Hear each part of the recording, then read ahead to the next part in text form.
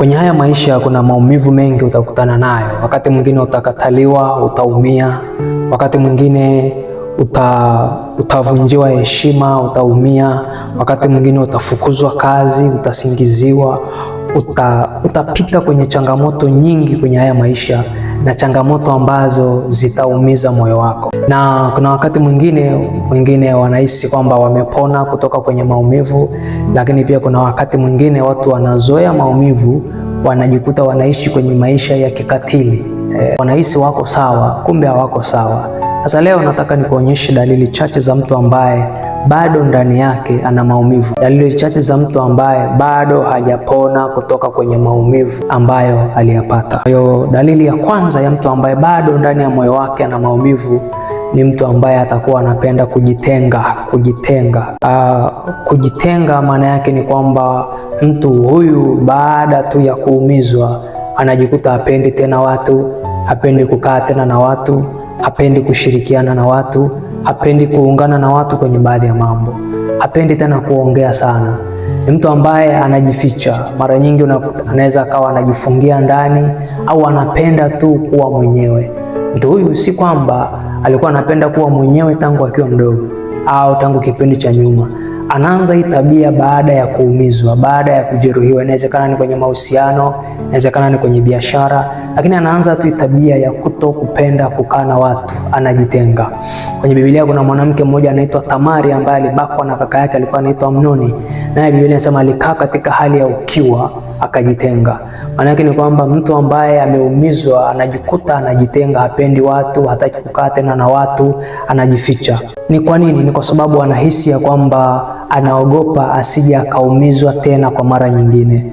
Na watu hawa wasiposaidiwa mapema ni wale ambao wanajikuta wamezidiwa ndani ya mioyo yao, na wanapozidiwa ndani ya mioyo yao wanajikuta wengine wanajinyonga, wengine wanajiua kwa sababu wamezidiwa na mambo mengi ndani ya mioyo yao. Kwa ukiona mtu anapenda sana kujitenga baada ya kuumia, au kama wewe mwenyewe una hii tabia, unapenda tu kukaa mwenyewe, kujificha, hutaki kuongea na watu, wakati mwingine hata kwenye msiba uhudhurii, hata kama ni jirani, uhudhurii matukio ya marafiki zako mara baada tu ya kuumizwa, ni dalili ya kwamba bado hujapona kutoka kwenye maumivu yako.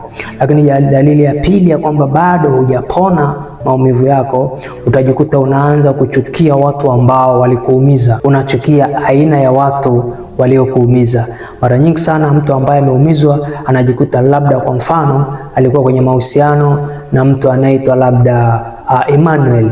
Mtu huyu anajikuta anachukia majina ya Emmanuel, hapendi kabisa majina ya Emmanuel. Akiyasikia mwingine tumbo linatetemeka, mwingine anasikia tumbo anajisikia kuendesha, mwingine anatetemeka kiasi ambacho ni kutokana na maumivu alionayo.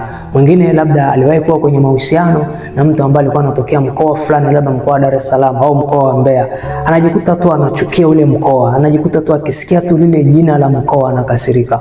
Au mwingine anachukia tu kabila fulani, labda ni Mchaga, labda ni Mmasai, anajikuta anachukia Wachaga, anachukia Wamasai, anachukia wale watu kwa sababu tayari ameshaumizwa. Au mwingine ameumizwa, labda ni biashara fulani alikuwa anafanya, labda biashara ya mazao, anajikuta na yeye akisikia tu mtu anafanya biashara ya mazao anajisikia kuchanganyikiwa kwa sababu tayari ndani ya moyo wake ana maumivu. Kwa ukijikuta unachukia kundi fulani lililokuchukia kutokana na kuumizwa na mtu mmoja, ni dalili kubwa kabisa ya kwamba bado hujapona maumivu yako. Lakini dalili nyingine ya tatu ni kujihukumu. Mtu ambaye bado hajajisamehe, bado ana maumivu ndani yake, ana tabia ya kujihukumu, hajajisamehe bado, na anajihukumu kiasi ambacho anajilaumu, anajiuliza, kwa nini nilimwamini mtu fulani?